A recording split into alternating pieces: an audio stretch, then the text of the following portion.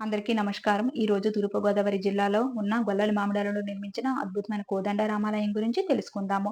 5 ఎకరాల విస్తీర్ణంలో ఈ కోదండ రామాలయం నిర్మించబడింది. ఈ గర్భాలయంలో ఆంజనేయ సహిత శ్రీ సీతారామ లక్ష్మణ దివ్యమూర్తులను ప్రతిష్ఠించారు. ఈ కోదండ రామాలయంను చిన్న భద్రాద్రి లేదా చిన్న భద్రాచల అని కూడా పిలుస్తారు. ఎందుకంటే భద్రాచలం తర్వాత భద్రాచల అన్నమాట.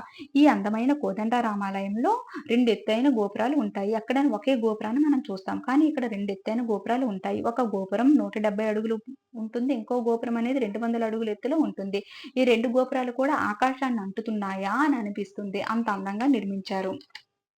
ఇకపోతే ఈ గోపురాల మీద రామాయణం, మహాభారతం, భాగవతం యొక్క చిత్రాన్ని వర్ణించే శిల్పాలను కూడా చూడవచ్చు. ఇక్కడ శిల్ప సంపద మనల్ని ఎంతగానో ఆకట్టుకుంటుంది. ఇంత అందమైన ఈ కోదండ రామాలయాన్ని 1889లో ద్వారంపూడి సుబ్బిరెడ్డి మరియు రామరెడ్డి సోదరులు భూమిని విరాళంగా ఇవ్వడం వల్ల ఈ ఆలయాన్ని ప్రారంభించడం జరిగింది.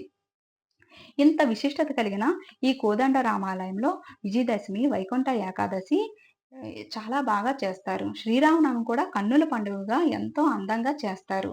చూపరులను ఎంతగానో ఆకట్టుకుంటుంది. ఇక్కడికొచ్చే భక్తులు ప్రదక్షిణ చేసుకునే విధంగా ఆలయాన్ని నిర్మించారు. చుట్టూ ప్రదక్షిణను చేసుకునే విధంగా ఇక్కడ స్థలాన్ని కేటాయించారు. ఒక గోపురం నుంచి చూస్తుంటే ఇంకో గోపురం మీద నుండి శిల్ప సంపద మనల్ని ఎంతో ఆకట్టుకుంటుంది. అక్కడ శిల్ప సంపద చూసారా ఎంత బావుందో? ఇక్కడ మనకి ఆ శిల్ప సంపద అనేది అప్పుడు చరిత్రను తెలియచేస్తుంది. ఈ ఆలయం గోపురం యొక్క 11 అంతస్తులు ఎక్కడానికి వీలుగా లోపల వైపు నుంచి మెట్లు నిర్మించారు. మనం పై అంతస్తు వరకు కూడా చేరుకోవచ్చు. ఏ గోపురాన్నించైనా మనం బయట నుంచే చూడవచ్చు. కానీ ఇక్కడ మాత్రం మనం గోపురం పై వరకు ఎక్కే అవకాశాన్ని కల్పించారు. మనం పై అంతస్తు నుంచి చూస్తే గొల్లల మామిడాడ చుట్టూ ఉన్న ప్రకృతిని మనం ఆస్వాదించవచ్చు. ఎంతో రమణీయంగా ఉంటుంది. ఇకపోతే మొదటి అంతస్తులో అద్దాల మేడ ఉంటుంది. ఇక్కడ అద్దాలను నుంచి ఆ శ్రీరామచంద్రుడిని మనం చూసి తిలకించవచ్చు. ఈ జంట గోపురాలకు ఒక విశిష్టత ఉంది. ఇక్కడ విశిష్టత ఉట్టిపడేలా తపాలా శాఖ వారు పోస్టల్ కవర్‌ను కూడా విడుదల చేశారు. ఇది దేశంలోనే మొట్టమొదటిసారి.